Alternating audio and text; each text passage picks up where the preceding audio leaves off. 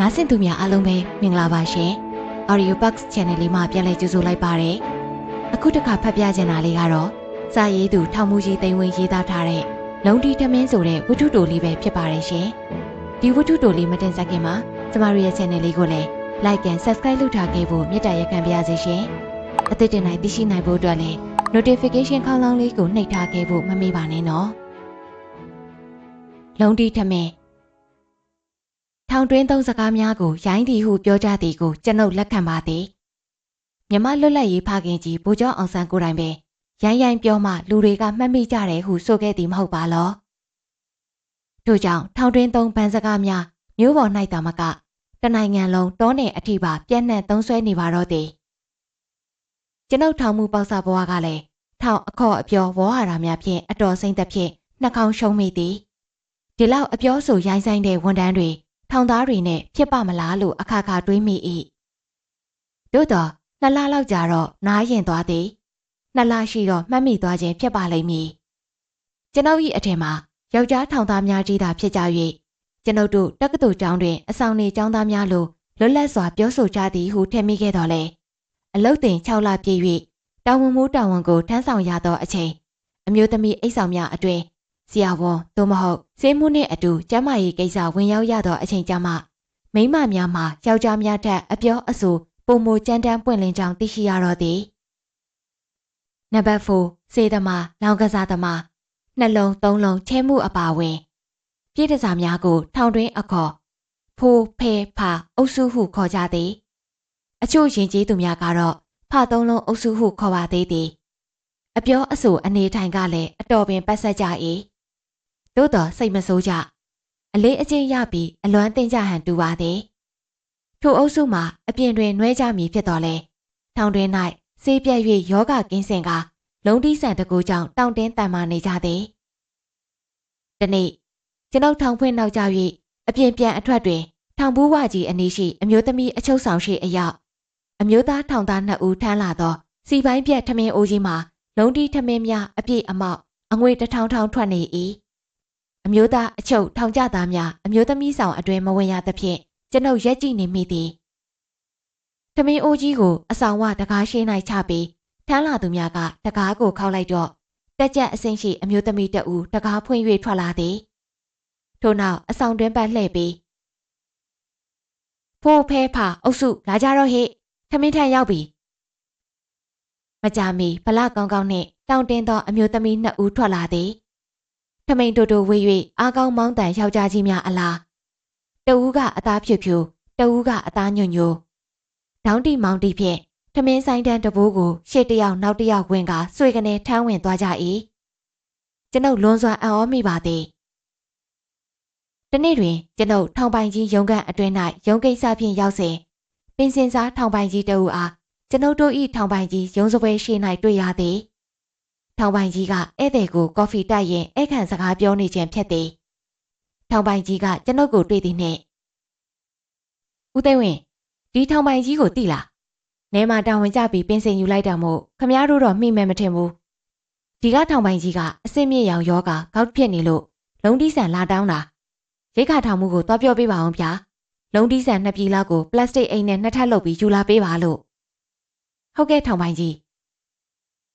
ကျွန်ုပ်အလေးပြုပြီးထောင်တွင်းပြန်ဝင်၍ရိတ်ခါရုံးဘက်ထွက်ခဲ့ပါသည်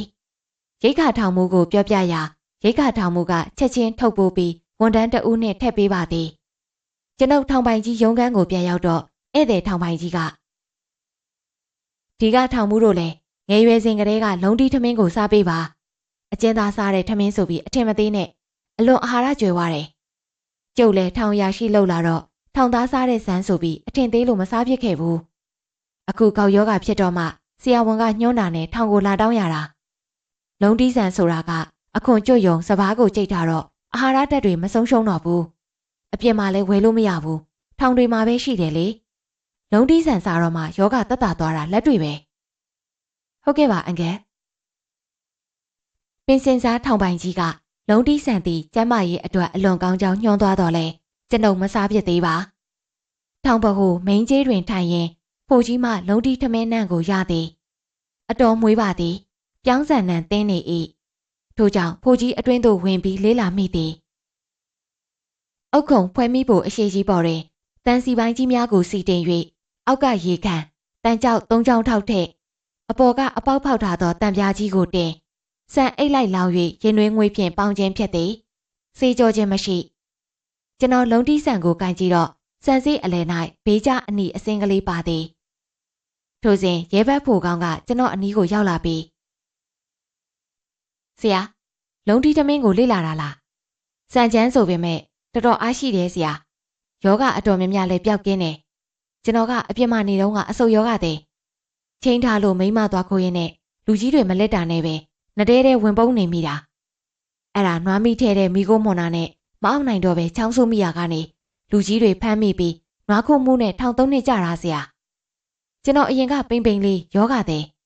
ကံကောင်းကျင်တော့ထောင်ကျပြီးဆေးရုံတော်မကြခဏတက်ရပါမယ်ထောင်ထဲမှာလုံးတီးဆန်စားပြီးယောဂပါလုံးဝပျောက်ကင်းသွားလို့အခုဆိုကျွန်တော်ကိုကြည့်ပါလားဆရာကျွေးပေါက်လောက်တောင်ဖြစ်နေပြီဟုတ်ပါသည်ဖိုကောင်းမှာတောက်ခိုင်တမ်းမာနေသလိုဖိုကြီးအတွင်းမှအကျဉ်းသားများမှလည်းကျမ်းမာတန်ဆွမ်းကြသည်ထင်းခွဲရေခတ်ထမင်းထမ်းသူများအလုံးတန်ဆွမ်းကျမ်းမာကြသည်ပိန်ပိန်ပလန်ကလေးများတယောက်မှမတွေ့ရမီးအပူရှိန်ကြောင့်တော့ထင်သည်အလုံးချွေးနှစ်တန်နှင့်ဝဝမဲမဲလုံးလုံးတွေကြီးဖြစ်သည်နောက်ပြီးဆရာလုံးတီးထမင်းကအပူတက်တော့အားကြီးတယ်ဒါကြောင့်လေကိုတွင်းယောဂတွေကိုနိုင်တာထင်ပါရဲ့လုံးတီးထမင်းစားပြီးရင်တော့ရေတော့နိုင်ချိုးရတယ်ဆရာအပူကင်းတော့လူဝတာပေါ့လုံးတီးထမင်းကဘလောက်ပူတယ်လဲဆိုရင်အဆောင်တွေကမနှက်စာစားပြီးစော့နေထမင်းကြံတွေကိုဝက်စာအတွက်လိုက်သိမ်းရင်လက်နဲ့နှိုက်ကြည့်လိုက်ရင်အတွင်းကအလွန်ပူတာပဲဆရာအဲ့ဒါထူးခြားချက်ပဲအဲ့ဒီထမင်းကြံတွေကိုဝက်ကျွေးတော့လေဝက်တွေအသားတက်နှုံမြန်ပြီးဝါဖီးနေတာပဲဆရာရဲ့ထောင်တွင်းမွေးမြူရေးကဝက်တွေတွားကြည့်ပါလားတကောင်းမှပိန်တာမရှိဘူးဒီနေ့ထောင်ဖွင့်ဝင်စဉ်လူတယောက်ပုံနေ၍ထောင်ဖွင့်၍မရထောင်ဆိုဒီမှာလဲဖန်တိုက်ကြီးလိုပဲငွေပိုးလိုလည်းမရငွေလိုလို့လည်းမရအဝင်အထွက်အတိအကျဖြစ်ရသည်ကျွန်ုပ်တို့အဆောင်များကိုလူခွဲ၍ထက်တလဲလဲစစ်ဆေးကြသည်လူတယောက်ပိုးနေတော့ပဲထောင်ကျယုံကထောင်ကျတဲ့အခန်းတွင်ထောင်ကျဝရမ်းဖြင့်တိုက်ဆိုင်စစ်ဆေးပါမှလူဘိုတယောက်ကိုတွေ့သဖြင့်ထောင်ဖွဲ့နိုင်ပါသည်ထောင်ကျအဖေက၄နှစ်သားကလေးငယ်ကိုလူခွဲမရှိသဖြင့်ထောင်တွင်းသို့ခေါ်လာပြီးပုံစံတန်းစီထိုင်ရာတွင်တနေရာပေး၍ထိုင်စေသဖြင့်လူတယောက်ပုံနေခြင်းဖြစ်သည်ထို့ကြောင့်အပြစ်မရှိသောကလေးငယ်ကိုထောင်ပြင်ထုတ်၍တရားခံ၏နီးစပ်ရာဆွေမျိုးများထံပြန်လည်အနှံလိုက်သည်ထောင်ဖွင့်ပြီးတော့မနက်9နာရီခွဲရှိပြီဘိုက်ကဆလာပေးပြီးထိုစဉ်ထောင်မူးကြီးဦးအောင်မောင်ကဖိုကောင်းကိုခေါ်ပြီးနက်ကျော်ကြီးထောင်ဖွင့်နောက်ကြတော့ဘိုက်စားတယ်ကွာထုံးစံအတိုင်းလုံးတီးထမင်းပူပူလေးကိုကလပဲပြုတ်နဲ့ရော်ပြီးစီစံစားဖြူပြီးနေခဲ့ဇုံးမတက်ပြီးယူနေချက်ကြကြလုပ်ပြီးကွာဟုတ်ကဲ့ပါဆရာကြီးအငွေ့တစ်ထောင်ထောင်နဲ့ပဲနဲ့နေထားသောထမင်းပကံရောက်လာတော့ထောင်မူကြီးဦးအောင်မောင်ကဦးသိန်းဝင်းစားကြည့်ပါအောင်ဗျလုံးတီးထမင်းပူပူလေးကစိတ်ဘက်ဝင်တယ်ပဲနဲ့နေပြီးစီစံစားဖြူထားတော့အလွန်အရသာရှိတယ်လုံးတီးဆန်ကောင်းကြောင်ညှောလာသဖြင့်၎င်းစားခြင်းစပွဲပြင်ဆင်ထားပြီးဗိုက်စာနေသောကြောင့်၎င်းတစုံနိုင်မိကြီးတော့လုံးတီးထမင်းပူပူကလေးမှာအလွန်စိမ့်လာသည်အရသာတွေ့သွား၍တစုံပြီးတစုံအိမ်ပြန်ရောက်တော့ breakfast မစားနိုင်တော့ပါကော်ဖီတစ်ခွက်သာတောက်ဖြစ်တော့သည်ရေမိုးချိုးပြီးအလုပ်ပြန်ဝင်ရ၏ကျွန်ုပ်ဤနေ့လယ်စာထမင်းစားထွက်ချိန်မှာမွန်တဲ12နာရီအချိန်ဖြစ်တော့လဲမွန်မတဲမီ17နာရီကလေးကဘိုက်ထဲကတကြုတ်ကြုတ်မြည်ပြီးထမင်းစားလာ၏စဉ်းစားကြည့်တော့မနက်ကလုံးတီးထမင်းစားထား၍အစာကြေလွယ်ခြင်းဖြစ်ကြောင်းသတိပြုမိသည်ရုံးခန်းမှအကျဉ်းသားများအားလုံးတီးထမင်းအကြောင်းမေးကြည့်တော့ရဲဘက်စရေးလူအောင်ကဆရာကျွန်တော်ကအပြစ်မှာအဆိုင်ယောဂရှိလို့စံတောင်အပြော့စားအကောင်းစားစားရတာစံကျန်းနာနဲ့ဘိုင်းအောင်တော့တာပဲထောင်ရောက်တော့ဆေးရုံတက်ပြီးဆေးရုံကထမင်းဖြူကိုစားရတယ်ဆေးရုံထမင်းဆိုတာကလည်းဖြူတာဖြူတယ်စံကျန်းလေအဲ့ဒါကြောင့်ထောင်ဆရာဝန်ကစံညိုလုံးတီးထမင်းကိုစမ်းစားကြည့်ဖို့ပြောတာနဲ့နည်းနည်းစမ်းစားကြည့်တယ်ဘိုင်းမအောင်ဘူးဗျဒါနဲ့မြများစမ်းစားကြည့်တယ်တပတ်လောက်နေတော့ဘိုင်းအောင်ယောဂပျောက်လို့ကျွန်တော်ဆေးရုံကဆင်းခွင့်ရတယ်အရင်ကစားစော်တာနဲ့အစာကြီးစီဂျဲလမတ်ကိုအမြဲတမ်းတောက်နေရကအခုဆိုဘာဆေးမှတောက်เสียမလို့တော့ဘူးလူကလည်းကျမကြီးကောင်းပြီးအသားရည်စုပ်ပြေးလာတယ်လုံးတီးထမင်းတကိုးပေါ်ဆရာရဲ့တခါတလေစံဖြူထမင်းစားရရင်တော့ဗိုက်ထဲရှောကနေဝင်သွားပေမဲ့အစာမကြေဖြစ်တတ်တယ်လုံးတီးထမင်းကတော့ကျမကြီးအတွက်အကောင်းဆုံးပါပဲဆရာရဲ့အေး အေးရင်တော့စံချမ်းပြီးတက်တိပြတယ်။မာတယ်။ပူပူနွေ့နွေ့လက်လက်ဆက်ဆက်ကတော့အကောင်းဆုံးအာဟာရပါပဲ။အစားအသောက်ဆင်းရဲတဲ့ထောင်သားတွေအတွက်ဗီတာမင်ကျွယ်ဝတဲ့ဓာတ်စာဆေးဝါးတစ်မျိုးပါပဲဆရာရဲ့။ဟုတ်လောက်ပါသည်။ကျွန်တော်လုံးတီးထမင်းနဲ့ကလဲပဲပြုတ်စီစမ်းကိုတပတ်တစ်ချိန်လောက်စားပြတော့အမောလုံလာသည်။ရေမှန်မှန်ဝဝချိုး၍လာမသိတောင်တင်းတန်မာပြီးဝါဖြိုးလာသည်။ရခင်ကပိန်ပိန်တွဲတွဲကျွန်ုပ်မှာ6 လခန့်အတွင်းခန့်ခန့်ထဲထဲဖြစ်လာ၏ထို့ကြောင့်ဖြစ်ပါလိမ့်မည်ကျွန်ုပ်စခန်းများထွက်ရတော့လဲဘာယောဂါမှမဖြစ်ဟင်းကောင်းဖို့ပဲလိုပါသည်စံထမင်းကိုမရွေးတော့ပါထောင်ရရှိများကိုစီယုံရည်စင်းတော့ပထမတော့အင်တင်တင်နောက်တော့ကျွန်တော်ကိုအားကြပြီးလိုက်စားကြတော့ကောင်းမှန်သိသွားကြသည်အထူးဆောင်မှထောင်မှုဦးတင်မောင်ဆိုလျင်လေကောင်းသွေးယိုယောဂါဖြစ်နေရအင်္ဂလိပ်စီမြန်မာစီစုံပြီးတတ်တာယုံသာမပြောက်ကင်းထောင်ပိုင်ကြီးတယောက်နီးပေးတော့ငရှင်းနဲ့ဘာတန်ရွက်ဟင်းဝတ်သားနဲ့ဗေဒာရွက်ဟင်းစသဖြင့်စိတ်မီးတို့လည်းကုန်ကြပြီးထို့ကြောင့်ကျွန်ုပ်က၎င်းဟင်းများအပြင်လုံးတီထမင်းပူပူနွေ့နွေ့ကိုတပတ်ခန့်ဆွဲစားရန်အကြံပေးရာပျောက်ကင်းချမ်းသာသွားသဖြင့်ကျွန်ုပ်အားလွန်စွာကျေးဇူးတင်နေရှာသည်လုံးတီထမင်းပူပူနွေ့နွေ့မှာအစာကြေလွယ်၍အားအင်ကိုဖြစ်စေပြီးလူများအတွက်လိုအပ်သောစေဝါဓာတ်စာတစ်မျိုးဖြစ်ကြောင်းကျွန်ုပ်လက်တွေ့ပင်ဖြစ်ပါသည်ကျွန်ုပ်မှာလုံးတီထမင်းအားဤကဲ့သို့ဒီကချဲ့၍ညှိုးနေရသည်မှာလည်းအကြောင်းရှိ၍ဖြစ်သည်လုံးတီထမင်းကောင်းမှုကြောင့်ရင်ကျေးတိမ်မွေသွားသောထောင်မူကြီးအသည့်အကြောင်းကိုရေးလို၍ဖြစ်ပါသည်တနေ့တွင်တက်မှအရာခံဖို့အစဉ်ဖြင့်ပြောင်းလာပြီးအကျဉ်းဌာနတွင်ထောင်မူကြီးအသည့်ဖြစ်လာသောလူတစ်ယောက်အကြောင်းဖြစ်ပါသည်လူကဖြူဖြူနွဲ့နွဲ့အပွင့်များတင်ထားသောထောင်မူကြီးယူနီဖောင်းဖြင့်ခန့်ညာပြီးလိုက်ဖက်သည်သို့သောထိုသူကလွန်စွာမောက်မာပြီးဆက်ဆက်ရေးမပြေဖြစ်ပါကျွန်ုပ်တို့ကတော့ကိုယ့်တက်ရာထူးကြီးသဖြင့်အလိုက်အထိုက်ဆက်ဆံပါသည်ထိုသူကိုအလုံးဝင်စာဖြစ်၍လုံခြုံရေးတာဝန်ခံအဖြစ်ထောင်ရှိခက်ခန်းတွင်နေရာပေးထား၏သူကလည်းတပ်ပုံစံဖြင့်ထောင်ဝန်ထမ်းများကိုတင်ကျပ်စွာစ၍ကင်တွယ်တော်သည်အကျဉ်းဌာနဝန်ထမ်းဆိုသည်မှာယူနီဖောင်းဝတ်ပင်ဖြစ်တော်လဲစီရေးပြလေ့ကျင့်ခန်းကိုအမြဲတမ်းလေ့ကျင့်နေရသူများမဟုတ်ပါစနစ်တကျသင်တန်းဆင်းသည်ဆိုသည်မှာလည်းတက်ကြက်နှင့်အထက်အရာရှိငယ်များအဆင့်သာရှိသည်အရာရှိကြီးများပင်စစ်တင်နဲ့မတက်ဘူးသူကများသည်ထို့ကြောင့်ဝန်ထမ်းများကိုထိုးထောင်မှုကြီးကထောင်ပိုင်ကြီးယုံသို့မကြာခဏယုံတင်ရာထောင်ပိုင်ကြီးပင်စိတ်ညစ်နေရှာသည်သို့တော့ထိုးထောင်မှုကြီးကတော့မလျှော့ပါဝန်ထမ်းများကလည်းမကြည်မနှက်ဖြစ်နေကြသည်ထိုထောင်မှုကြီးအသစ်ကလည်းထောင်တွင်ထောင်ပြင်ဘူးမြော်စင်များနှင့်ဗဟိုကင်းကိုတစ်နေ့ 3-4 ချိန်ပတ်သည်သူစစ်စေး၍မကြေနပ်သည်နှင့်ချက်ချင်းထောင်ပိုင်ယုံကိုတင်သည်ထောင်ပိုင်ကြီးအလုတ်အားသည်မအားသည်ကိုသူဂယုမဆိုင်လုံခြုံရေးတာဝန်ပေးထားတော့သူ့လုတ်ပိုင်ခွင့်ကအပြည့်ကိုတနေ့တော့ဝန်ထမ်းတစုနှင့်ပြဿနာတက်တော့၏ထောင်မှုကြီးအသည့်ထောင်တွင်းဝန်ထမ်းများတာဝန်ကျရာနေရာအသီးသီးသို့လှည့်လည်စစ်ဆေးပြီးကျွန်ုပ်တို့ထောင်မှုများထိုင်နေကြသောမိန်းကြီးကိုရောက်လာသည်အလေးပြုအလွန်ခံခြင်းတက်သောပုဂ္ဂိုလ်ဖြစ်သည်ဖြင့်ကျွန်ုပ်ကပင်မိန်းကြီးရှေ့သို့ထွက်ပြီးအလေးပြုဟုအော်သည်ဖြင့်ဝန်ထမ်းများထောင်မှုများကတတိဆွဲ၍အလေးပြုကြသည်သူကလည်းအလေးပြန်ပြုပြီးမိန်းကြီးတွင်ဝင်ထိုင်သည်ကျွန်ုပ်ကအလိုက်တသိရင်နှွေးချမ်းချပေး၏ဦးသိန်းဝင်းရေဝန်ထမ်းတွေကစီကံအရန်ပြတ်တယ်ဗျာတာဝန်ကိုမလေးစားကြဘူးတက်ပုံစံနဲ့ကြရင်တော့အလုံးကွာတာကြကုန်တော့မှာပဲထောင်ပိုင်ကြီးကလည်းအလွန်ပြော့တယ်ဗျာကျွန်တော်ကတော့တော်တော်စိတ်ညစ်နေပြီဘလို့လို့ရမှန်းတော့မသိတော့ဘူးဆရာကျွန်တော်အကြံပေးချင်ပါတယ်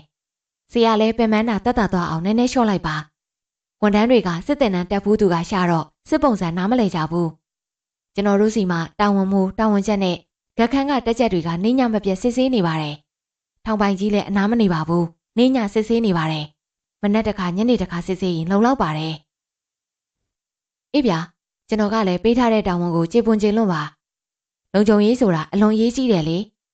အခုတော့ဗျာကျွန်တော်မှသွေးတိုးနှလုံးယောဂအခန်းရှိလျက်နဲ့တနေ့လမ်းလျှောက်ရတာမနှဲဘူးဗျအဲ့ဒီယောဂတွေအတွက်တော့မပူနဲ့ဆရာကြီးကျွန်တော်မှစိတ်နှီးကောင်းရှိပါတယ်ဆရာတစ်လလောက်ဆွဲစားရုံနဲ့ပျောက်ကင်းနိုင်ပါတယ်လှုပ်ဆက်မအောင်ဦးသိန်းဝင်းရဲ့ကျွန်တော်မှနေ့စဉ်အင်္ဂလိပ်ဆေးတွေစားနေရတာသက်သာရုံပဲမပြောက်ဘူးဗျကဲဆရာခဏအမောဖြစ်ရင်စောင့်ပါကျွန်တော်စီစဉ်ပေးပါမယ်ဆွဲစားရင်ပျောက်ကင်းဖို့သိကြပါတယ်ကျွန်တော်အတွေ့အကြုံရပြောတာပါကျွန်ုပ်ဖိုကြီးအတွင်းကိုဝင်၍လုံးတီးထမင်းပူပူလေးနဲ့ကလပဲပြုတ်ကိုစီစံစားဖြူပြီးထမင်းတုပ်ပုံစံစီစဉ်ပေးလိုက်သည် ထောင်မူကြီးကကျွန်ုပ်ကိုမော့ကြည့်ပြီးဦးသိန်းဝင်းဒါဆေးလာဗျအစာလဲစီဆေးလဲအစားဆိုတာဆရာသိပါတယ်ဆရာနေတိုင်းလာစားပါကျွန်တော်ဖို့ကောင်းကိုမှားထားပါတယ်တလားပြေတာနဲ့ဆရာယောဂမပြောက်ရင်တောင်တက်တာစေရမယ်ငွေကြီးကုန်ကြခံစရာလည်းမလိုဘူးစားရင်နဲ့တိတာလာပါလိမ့်မယ်အေးဗျာကျေးဇူးပဲကျွန်တော်အားကိုးပါတယ်ထိုနေ့ကထောင်မူကြီးလုံးတီးထမင်းနဲ့ကလပ်ပဲပြုတ်စားပြီးထောင်ပြင်ကတ်ကြီးဘက်ကိုထွက်သွားသည်ကျွန်ုပ်ကလည်းနှုတ်ဆက်သည့်အနေဖြင့်အလေးပြုဟုအော်ဟစ်ပြီးတတ်တာဟုဝန်ထမ်းများအားအမိန့်ပေးလိုက်ပါသည်ပြဿနာကထောင်မူကြီးအရှိအဝင်ဗဟိုကင်းမျှော်စင်အရောက်တွင်စ၏ဗဟိုကမ်းမကြီးပေါ်မှချင်းရဲပေါ်စွန်စာဝုံး၏အတန်ဖြင့်အလေးပြုဟုသောအတန်ကိုလက်ပြုတ်ဟူ၍အမိန့်တန်ပါပါဖြင့်အော်ဟစ်ပုံရ၏တနက်မြောက်အလေးပြုတန်ဖြစ်သည်ခွေးသားတတ်တာဟူသောအမိန့်ပေးတန်ကိုချင်းရဲပေါ်ကစကားမပြည့်၍ပဲလားတမင်တက်တက်ပဲလာတော့မသိကြားလိုက်ရသည်ထောင်မူကြီးလည်းအော်ဟစ်ပြီးဘူးတကားကြီးအတွင်သို့ဒေါမှန်ပါပါဝင်သွားတော့သည်ကျွန်ုပ်တို့လည်းပြဿနာဖြစ်ပြီးကိုတည်တည်နဲ့အရှိဘူးတကားကြီးစီသို့အပြေးချီတက်ခဲ့ကြပါတော့သည်ဘူးတကားကြီးအတွင်ရှိထောင်ပိုင်ကြီးရုံကန်၌ထောင်မူကြီးကထောင်ပိုင်ကြီးအားအော်ကြီးဟစ်ကျဲတိုင်တန်းနေသည်မကြပါဂက်ခန်းတက်ချက်ကြီးဦးဆောင်ပြီးချင်းရဲပေါ်နှင့်အဖွဲ့အားရုံးတင်ရန်ရုံးကန်သို့ခေါ်ဆောင်လာပါသည်ထောင်ပိုင်ကြီးကအခုနကဘသူတာဝန်ချိန်လဲဟိကျွန်တော်တာဝန်ချိန်မှာတောင်ပိုင်ကြီးမနက်ကဘသူတွေတာဝန်ကြတယ်လဲကျွန်တော်တပ်သားမြင့်ဆွေနဲ့တင်ဝင်စက်သိန်းတို့တာဝန်ကြပါတယ်တောင်ပိုင်ကြီးထောင်မူကြီးမနက်ကရောပြဿနာဖြစ်သေးလားမဖြစ်ပါဘူးထောင်ပိုင်ကြီးပုံမှန်ပါပဲအကျိုးအကြောင်းသိနေသောထောင်ပိုင်ကြီးကဝင်ရောက်ဖြန့်ဖြေပေးသည်ကတော့ခွင့်လွှတ်လိုက်ပါထောင်မူကြီးရဲ့စိတ်မဆိုးပါနဲ့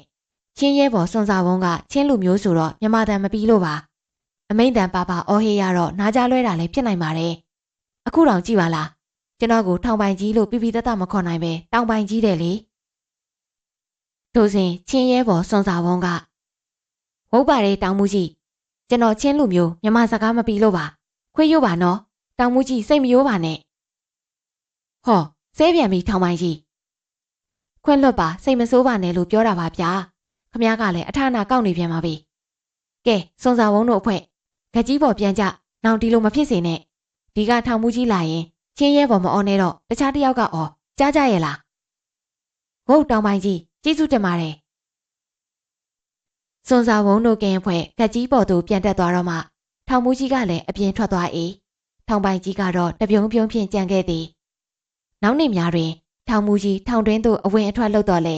ကမ္မကြီးပေါ်မှအော်ဟစ်အလေးပြုတန်တနက်ရိုက်တန်တဖြောင်းဖြောင်းကိုမကြားရတော့ပြီ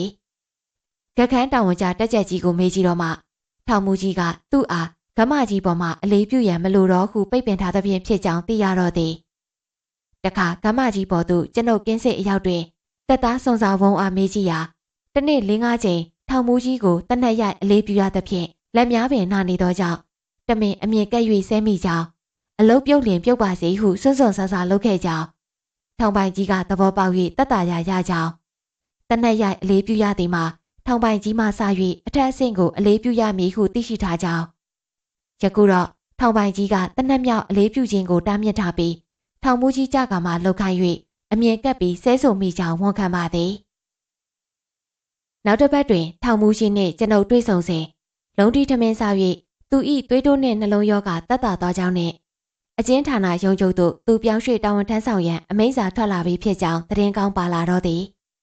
ယောဂတက်တာသွားသဖြင့်မန်လဲချသွားဟန်တူပါသည်အကျဉ်းဌာနရုံးချုပ်တွင်သူ့ထက်ယာရုကြီးသူများကအများစုဖြစ်သဖြင့်ထောင်မလို့ဗိုလ်ကြရဲမည်လည်းမဟုတ်တော့ပါလုံးတီထမင်းဟူသည်ကိုရင်းယောဂအမျိုးမျိုးကိုပျောက်ကင်းချမ်းသာစေနိုင်ုံသာမကစိတ်ဓာတ်ကိုပါပျော်ပြောင်းနှူးညံ့စေသည်ဟုကျွန်ုပ်ကဆိုပါလျင်လွန်အပ်မထင်ပါထောင်မူကြီးသိမ့်ဝင်